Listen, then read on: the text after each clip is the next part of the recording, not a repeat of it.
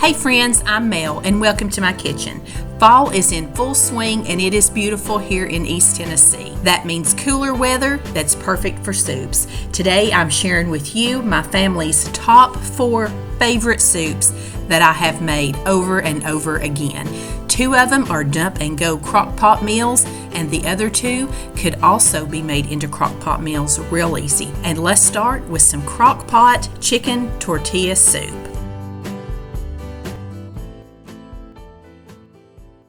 This one starts with 4 boneless, skinless chicken breasts. These were still frozen and I am just putting them in the crock pot straight out of the freezer. Next, I'm going to throw in some chopped onions. This is also just frozen convenience food that I buy to have on hand a lot of times. If you don't have a fresh onion to chop up, it's great to have on hand. I'm also throwing in 1 can of sweet whole kernel corn and not draining this at all.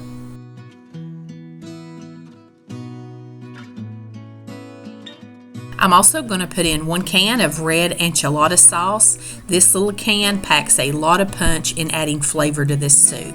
Also putting in 1 can of Rotel. I'm using Great Value brand. I use store brands all the time. Also 1 can of black beans. Those I did rinse and drain. Going to add in 2 cups of chicken broth. And I always like to add in just an additional cup of water to make sure I have enough liquid in my soup. Going to put in an entire packet of taco seasoning. And I always like to use a little bit of salt, pepper, and some garlic powder.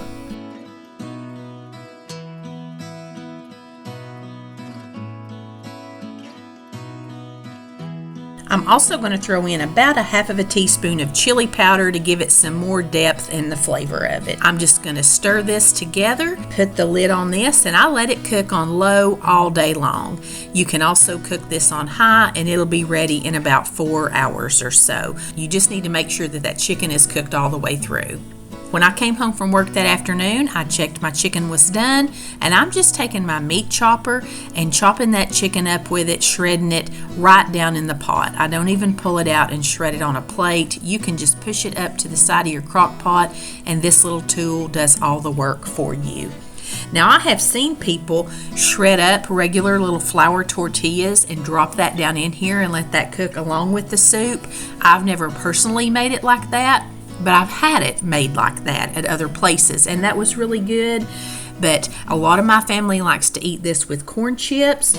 It's wonderful over cornbread or rice if you enjoy that. But I really like to use just some plain old white corn tortilla chips with mine. I did not even put any sour cream or green onions on it today. I just put some more cheese on the top of mine and let it melt. And that was simply perfect. This little crock pot soup is so easy, but these simple ingredients combined in that crock pot all day long, they just combine and give such a great flavor. Now I'm going to give you my take on an Olive Garden soup. This is their chicken gnocchi soup, and I have only begun using gnocchi in the last year or so. I had never cooked with that, but this recipe I got from my friend Angie. She has a YouTube channel. It's called If the Creek Don't Rise. I'll have her linked below. Be sure and check out Angie's channel. If you like my kind of cooking, you are going to love Angie's channel too. But the first thing that I did was prep a little bit of celery and carrots. And now I've got about 1 pound of boneless, skinless chicken breasts that I have chunked up. I've got a little bit of oil in my pot there, and I'm just going to cook this up with some garlic and some salt and pepper. You do want to make sure that your chicken is cooked thoroughly, because after this soup just comes together very quickly. I like to add just a little bit of flour when my chicken is almost done. I like how it thickens the soup, and it kind of gives a little crust to the chicken, which, you know, if you've been around here long, you know I like some breading and crust on stuff. Once I've got that all situated how I want it, I'm just going to add in my celery and the carrots. Again, if you just had some frozen for convenience, you could definitely use that here, but I did happen to have some good fresh ones on hand. Then I'm going to add in 2.5 cups of just regular whole milk. And I'm also going to add in 1.5 cups of heavy cream. You want to make sure that you get all of that goodness scraped up off the bottom where you have browned up your chicken in there too. Now this recipe calls for 3 chicken bouillon cubes to be put in, but I just keep this bouillon base that I keep in the refrigerator to make chicken broth with, so I just use that.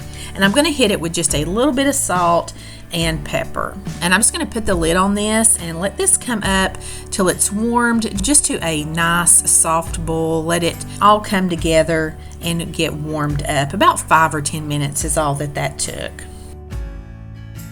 Now I have a pound package of gnocchi, and don't do like me and not break it apart good. It's much easier if you break this gnocchi apart as you're putting it in your soup than just to try to break it up when it's in there. I mean, it comes apart, but I have learned a lot of tips on using that since I first began cooking with it. So definitely break that up. And then I had some frozen chopped spinach that I have just kind of thawed out in the microwave, drained all the water off of it that I can, and you're going to add that into your soup. And I always use just a little bit more spinach than the recipes call for, but I will have the recipes linked for all of these soups down in my description box. Now you see me add a little bit more milk. My soup was getting pretty thick, and you can always just add a little bit more liquid milk, whatever you like, to thin that out. Now this is some bread that I made up, but this is actually just frozen bread dough that you buy in the freezer section. It comes in a loaf. You just let it thaw and rise, and look how beautiful that bread is. I have trouble making bread, so that is my little go-to tip in this recipe, is to try that frozen bread dough. I just let that simmer about 10 more minutes after I put that gnocchi in, and this soup comes together, like I said, so quickly. This soup right here has Snow Day written all over it. It is warm, creamy. Potato dumplings just make you think of Granny's house. I am absolutely so glad I got turned on to this soup. Thank you, Angie, for sharing this recipe. Now we have another dump and go Crockpot staple soup. It's a loaded potato soup. Once again, I always start out spraying my Crockpot with some non-stick cooking spray.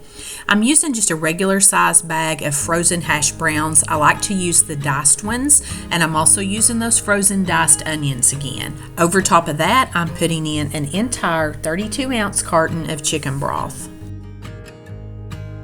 I'm also going to put in a can of cream of chicken soup, and you can see how my potatoes were all frozen together, but once you start adding stuff in, they just come right apart, so don't worry about that. I like to throw in a good amount of black pepper, but I do take it easy on the salt because you're going to have a lot of chicken broth, cream of chicken soup, and we're going to put some cream cheese in this later, so I like to just add salt to taste a little bit later. You don't want to make this too salty. Just going to give that a nice little mix. Pop the lid on it, and I let mine cook on low all day, or you could cook it in 4 hours. This soup is perfect on its own, but we really do like a Mexican cornbread with this potato soup, and this is something that I just make out of a mix, and I'll be sure to leave you the recipe linked for this too. If you saw my little vacation vlog, this is the same cornbread that I made there when we had taco soup. So if you've not seen that video, you need to go back and save it, because it has another one of our family's favorite Crockpot dump and go soups and one of our favorite Crockpot frozen ravioli meals as well. Now this is many hours later. The only thing you haven't seen is that when my husband got home from work, I did have him put the block of cream cheese in here and let it melt, but he did not think to film that for me. But anyway, I was going to be gone from like 7 to 7 this day. So I needed something that could stand up to sitting in the crock pot all day long, and this potato soup does the trick. We like to make it loaded potato soup. We put a little cheese, some bacon, and green onions on the top of this. This is so delicious on its own, doesn't need a thing, but we do love it with cornbread, so you do you, but I highly recommend this. You can see how that cream style corn bakes up in this cornbread. I love this stuff, and it's just from a package, but it is so good, quick and easy. Now we're going to move on to this lasagna soup. I have just in the last year found this soup and we are hooked. I've made this 3 or 4 times. Hope you enjoy it. Now to the soup. I'm starting with 1 pound of ground beef. If you like Italian sausage or something like that, use that. It would give it great flavor. But I have pulled it out and drained it off. I put just a little bit of olive oil in my pot, and then I'm going to stir in some onions and get those softened up. And I apologize, I had to walk away for something and turn my camera off, and I almost forgot to turn it back on. So you didn't see me add in a couple teaspoons full of garlic and saute that around, and then I put in this carton of chicken broth. And then you're going to add your meat back in once you've drained it off. And I am adding in a 14-ounce can of petite diced tomatoes. And this again is one of those recipes you're not straining any of the juices off. You want everything in here. And then it called for about 14 ounces of crushed tomatoes. And I only had this like 28 or 30 ounce can, so I used about half of this can of crushed tomatoes.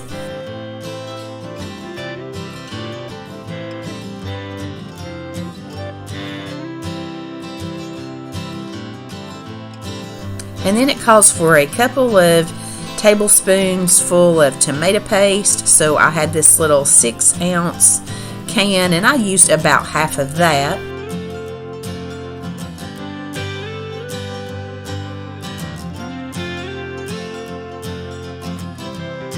And it calls for a number of different seasonings, but they're pretty much all in Italian seasoning. So I just throw in, about 3 teaspoons full of Italian seasoning and call it a day. I don't keep a lot of just various seasonings, and I like to keep blends.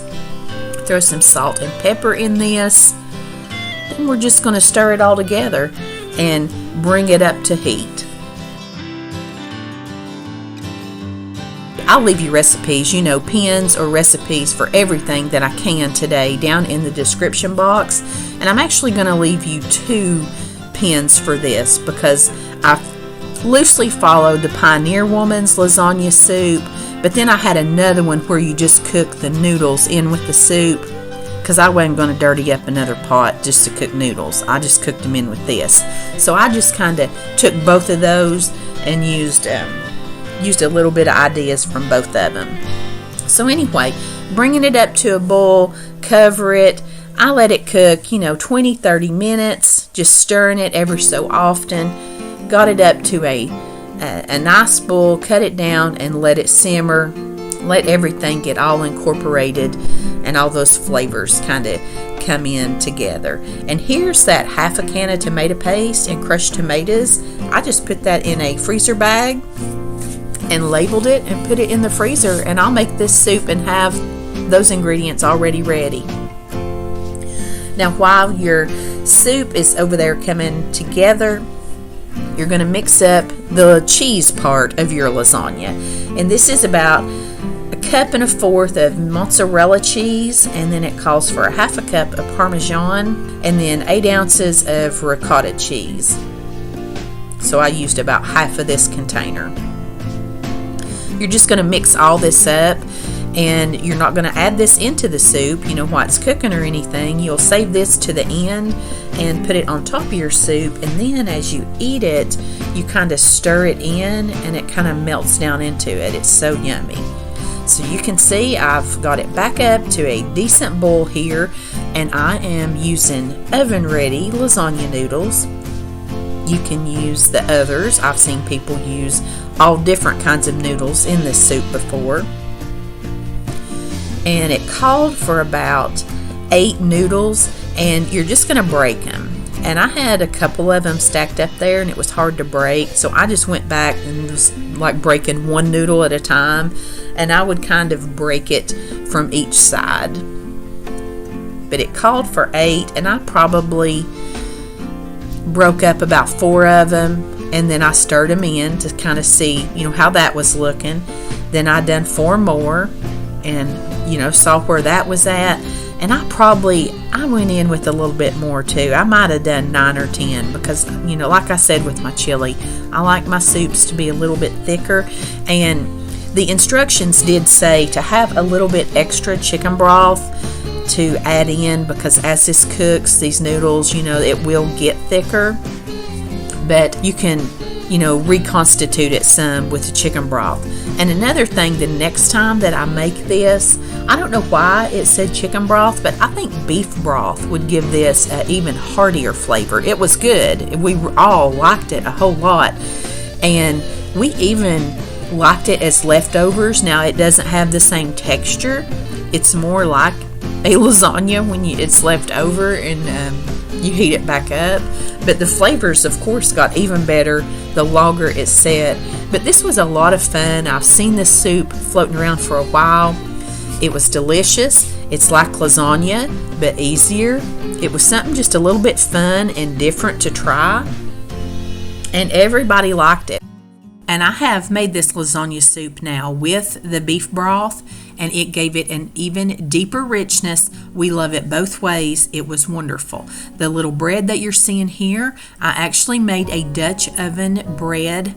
I'm not a bread maker. My daughter's boyfriend refinished a cast iron Dutch oven for me, and we made some bread in it. It's really hilarious. If you'd like to see some big mess ups on what not to do when making bread, be sure and check that out. I'll leave that in the description box as well for you today. Thanks for watching. I want you to know that I never take your time for granted. I really appreciate you being here. If you enjoyed this video, I'd love it if you do me a big favor and give this video a thumbs up. Also, go back and check out some of my other videos. I have a whole playlist of fall foods, soups, crockpot meals, and lots of desserts that I think you'd love. And that link is always in my description box as well. And as always, until next time, I send you love from my kitchen.